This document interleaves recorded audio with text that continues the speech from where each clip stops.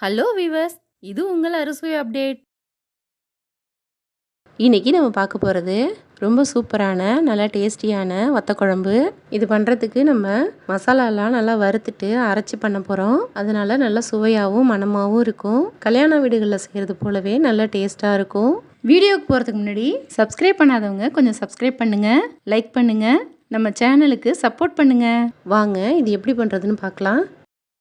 இது பண்ணுறதுக்கு நம்ம முதல்ல மசாலாவை ரெடி பண்ணிக்கலாம். ஸ்டவ்வில் கடாயை வச்சுட்டு 1/2 டேபிள் ஸ்பூன் மிளகு சேர்த்துக்கலாம், 1/2 ஸ்பூன் ஜீரகம் சேர்த்துக்கலாம், 1/2 ஸ்பூன் உளுந்தம்பருப்பு சேர்த்துக்கிறேன். சேர்த்துட்டு 1 ஸ்பூன் அளவு கடலைப்பருப்பு சேர்த்துக்கோங்க. காரத்துக்காக நான் 8 காஞ்ச மிளகாய் எடுத்திருக்கேன், அதை சேர்த்துக்கிறேன். உங்கள் காரத்துக்கு ஏற்ற மாதிரி மிளகாயை கூடவோ குறையவோ சேர்த்துக்கோங்க. 1 ஸ்பூன் மல்லி சேர்த்துக்கோங்க. இதெல்லாம் சேர்த்துட்டு நல்லா வறுத்து விட்டுக்கலாம்.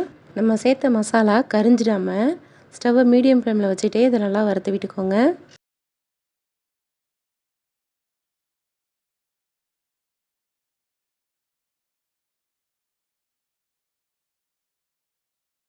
இப்போ நல்லா வறுபட்டுடுச்சு, ஒரு பிளேட்டுக்கு மாற்றிக்கிறேன். இதை ஆற விட்டு மிக்ஸி ஜாரில் சேர்த்துக்கலாம். இது கூட வெந்தயம் சேர்க்க விட்டு போயிடுச்சு, அதனால் தனியாக வறுத்துட்டு இது கூடவே சேர்த்துருக்கேன். அதே கடாயில் 1 ஸ்பூன் அளவு நல்லெண்ணெய் சேர்த்துக்கோங்க. எண்ணெய் நல்லா சூடானதும் நான் 10-15 சின்ன வெங்காயம் எடுத்து வச்சுருக்கேன், அதை சேர்த்துக்கிறேன். ஒரு தக்காளி எடுத்திருந்தேன், அதையும் 2ஆக கட் பண்ணிட்டு சேர்த்துருக்கேன். இது கூட சேர்க்கறதுக்கு 4-5 பூண்டு பல்ல தோல் உரிச்சிட்டு அதையும் சேர்த்துக்கோங்க. இது கூட கொஞ்சம் கருவேப்பிலை சேர்த்துக்கோங்க. இது கூட சேர்க்குறதுக்கு 2 பத்தை தேங்காவை சின்ன சின்னதாக கட் பண்ணி வச்சுருக்கேன், அதையும் சேர்த்துக்கிறேன்.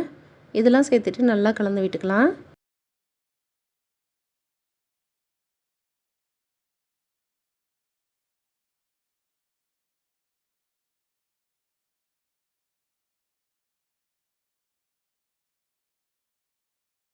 இப்போது நம்ம சேர்த்த எல்லாமே நல்லா வதங்கி வந்துருச்சு. இதை தனியாக வச்சிடலாம். இப்போ நம்ம மசாலாவை அரைச்சிட்டு வந்துடலாம். நம்ம முதல்ல வறுத்த மிளகு மற்ற பொருட்கள் எல்லாம் மிக்ஸி ஜாரில் சேர்த்துட்டு இது நல்லா அரைச்சிக்கலாம். நான் அரைச்சிட்டு வந்தது இந்த அளவுக்கு இருக்கணும். இது கூடவே வெங்காயம் தக்காளி தேங்காய்லாம் வதக்கி வச்சோம்ல, அதையும் சேர்த்துக்கிறேன். கொஞ்சமாக தண்ணி சேர்த்து நல்லா அரைச்சிக்கலாம். அரைச்ச பேஸ்ட்டு அப்படியே இருக்கட்டும். இப்போ குழம்பை தாளிச்சிக்கலாம். ஸ்டவ்வில் கடாயை வச்சுட்டு 2லேருந்து 3 டேபிள் ஸ்பூன் நல்லெண்ணெய் ஊற்றிக்கோங்க. இது நல்லெண்ணெய் சேர்த்து செய்யும்போது தான் நல்லா சுவையாக இருக்கும். எண்ணெய் நல்லா சூடானதும் 1 டீஸ்பூன் உளுந்து சேர்த்துக்கோங்க, 1/2 டீஸ்பூன் கடுகு சேர்த்துக்கோங்க, ஒரு துண்டு பெருங்காயம் சேர்க்குறேன்.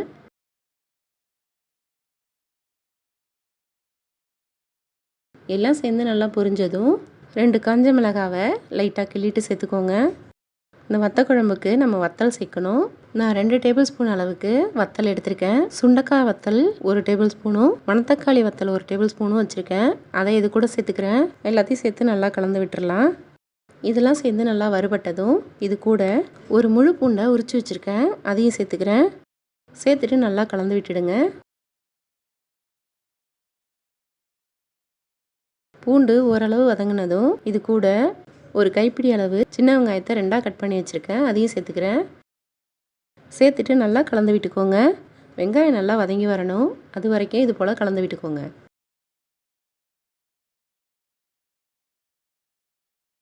வெங்காயம் நல்லா வதங்கி வந்துருச்சு. இது கூட 2 தக்காளியை பொடியாக கட் பண்ணி வச்சுருக்கேன், அதையும் சேர்த்துக்கிறேன். தக்காளி மசிகிற அளவுக்கு நல்லா கலந்து விட்டுக்கோங்க. நம்ம எல்லாத்தையுமே நல்லா வதக்கி விடும்போது தான் குழம்பு நல்லா சுவையாக இருக்கும்.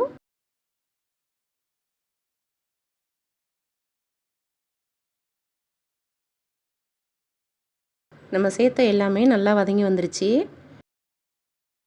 இது கூட சேர்க்கறதுக்கு 2 முருங்கைக்காவை இது போல் கட் பண்ணிட்டு வச்சுருக்கேன். உங்களுக்கு முருங்கைக்காய் வேணாம்னு நினச்சிங்கன்னா ஸ்கிப் பண்ணிக்கோங்க. இதையும் இது கூட சேர்த்துட்டு 1 நிமிஷத்துக்கு நல்லா கலந்து விட்டுறலாம்.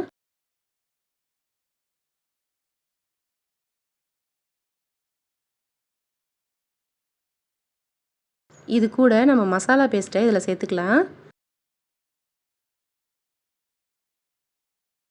சேர்த்துட்டு குழம்புக்கு சேர்க்குறதுக்கு ஒரு எலுமிச்சம்பழம் அளவு புளி எடுத்து நல்லா கரைச்சி வச்சுருக்கேன், அதை இது கூடவே சேர்த்துக்கிறேன். இப்போது இந்த குழம்புக்கு தேவையான அளவு உப்பு சேர்த்துக்கோங்க. கொஞ்சமாக மஞ்சத்தூள் சேர்க்குறேன். எல்லாத்தையும் சேர்த்துட்டு நல்லா கலந்து விட்டுடலாம்.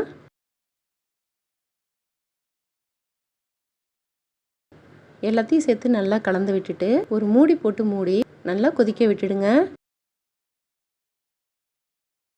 உப்பு காரம் செக் பண்ணிக்கோங்க. உங்களுக்கு காரம் இன்னும் வேணும்னு நினச்சிங்கன்னா மிளகாய்த்தூள் சேர்த்துக்கோங்க. இப்போ பாருங்கள், நல்லா குழம்பு கொதிச்சு வருது. நல்லா கமகமன்னு மணமாக இருக்குது.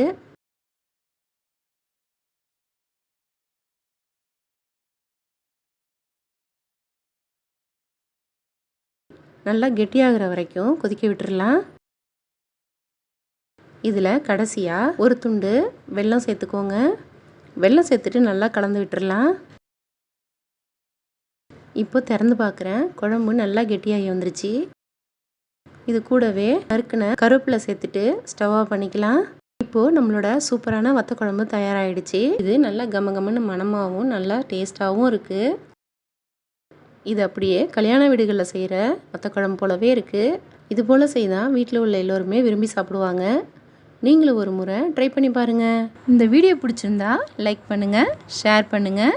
நம்ம சேனலுக்கு புதுசாக இருந்தால் சப்ஸ்கிரைப் பண்ணுங்கள். தேங்க்யூ.